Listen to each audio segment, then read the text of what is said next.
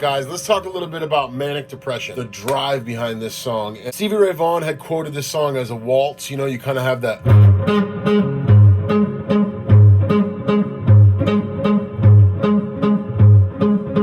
And he's right. It's exactly the vibe that's going on there. I'll shut the Dominion fuzz face off for now so you can kind of get a little clarity. But it's really kind of like a waltz kind of vibe, a waltz feel. And Jimi's really driving that rhythm part of it with and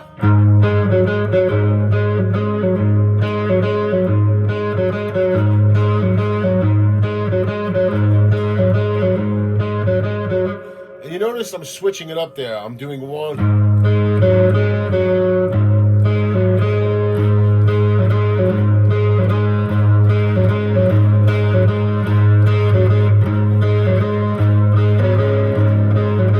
Just a great vamp that you can put on that section before coming into the verse, you know.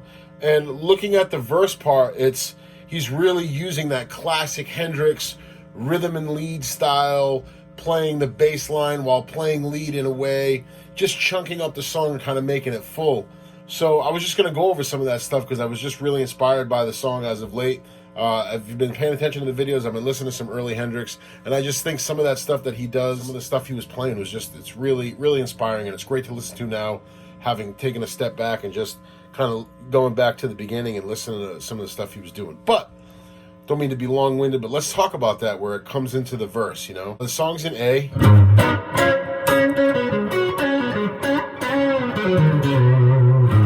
And I am tuned to E flat.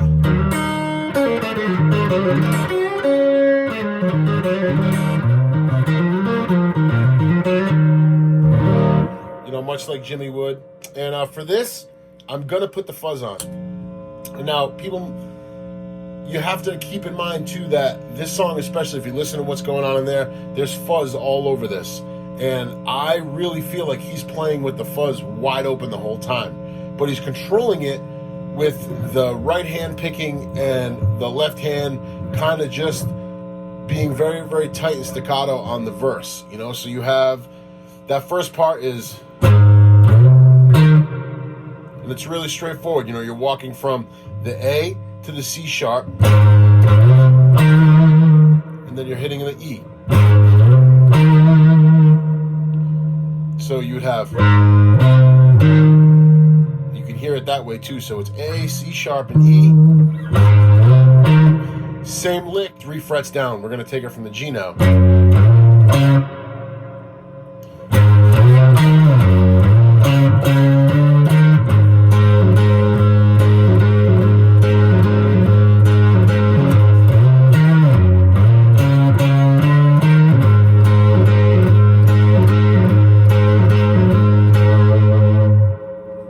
So looking at that spot where it kind of turns around in a way, you're going to go into that open E position. Now, yeah, the 5 is E, so maybe you can kind of reference it that way, but you're going to give that open E, and you're going to slide right into the 4th fret on that open E.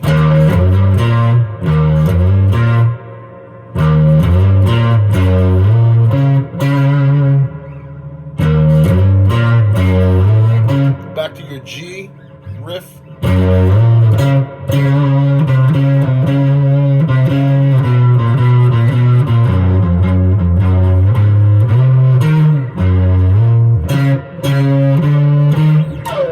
Big nod to Albert King there.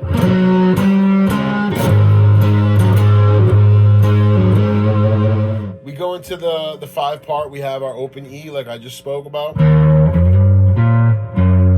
Go to our G section, get a pause on that,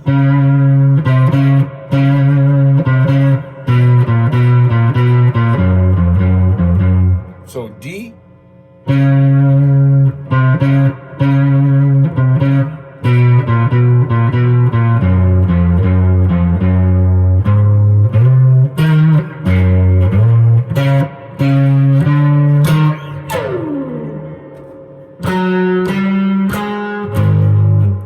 so that's pretty much the main parts of the song.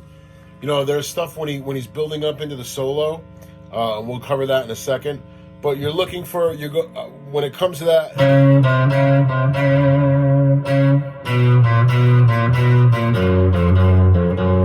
He's just all going back and forth here to 5/4, then 3/2, then 3/2 on the low E, then right back into the head.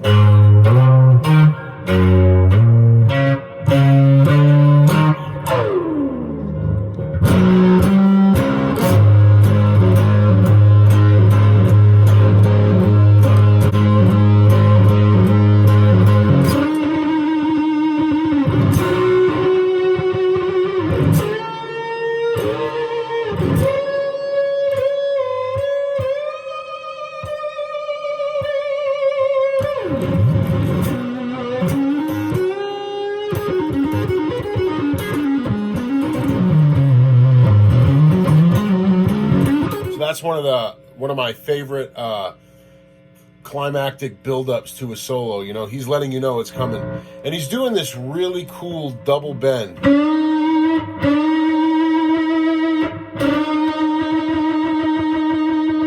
You kind of get this real whining overtone over it.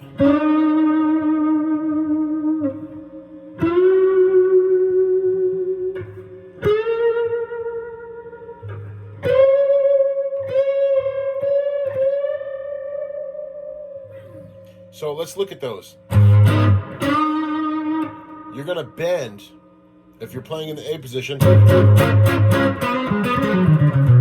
to bend the G string on the 7th fret up. And you're going to fret, you're going to play the B string on the 5th fret.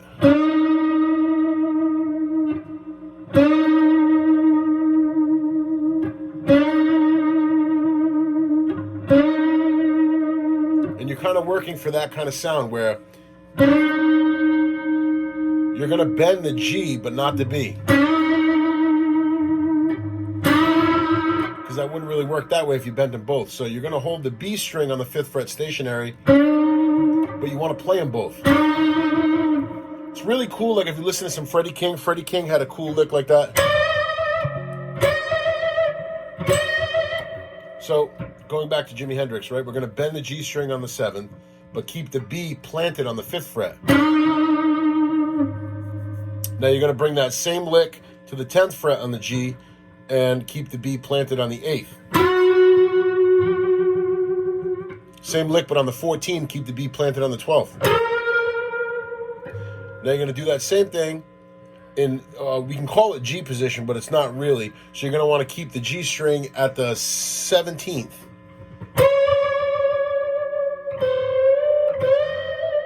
And you're going to want to overbend the hell out of that one.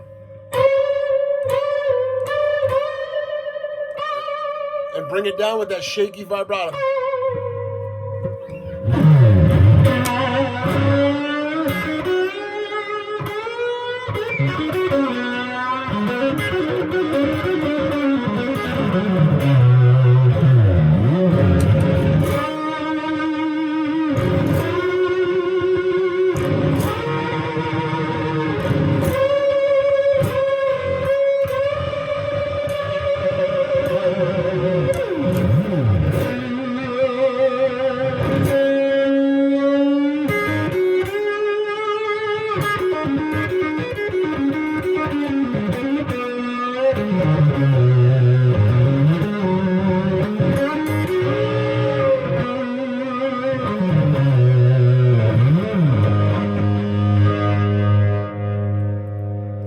Some really cool things. You know, the camera's pretty close. You can kind of see what's going on.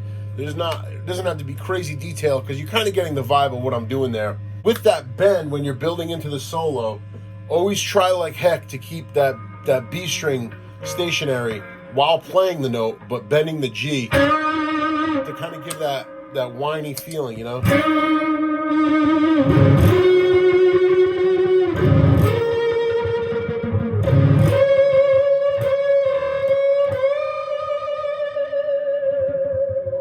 When you're bringing that G down, try to get that vibrato real shaky coming down with that G string. Give yourself one of those Albert King slides, and you're going to want to grab the G string at the 5th fret and kick ass with your solo. Right into that foundational blues lick.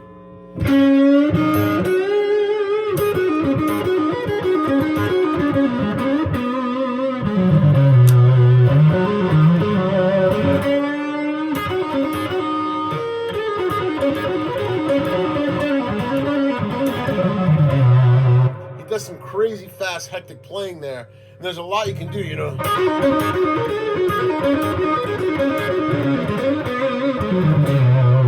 But that's the joy of playing Jimi Hendrix's music and you know, being inspired by that. Wherever you can fit in, get it in, you know. That's just have fun with it. None of that stuff is note for note. None of that stuff is the way Jimi Hendrix would do it, because he's who he is. He's a legend for a reason. But those are just some key points if you want to play along with that song. Following some of those things makes it real easy, because it's a walking bass line, which is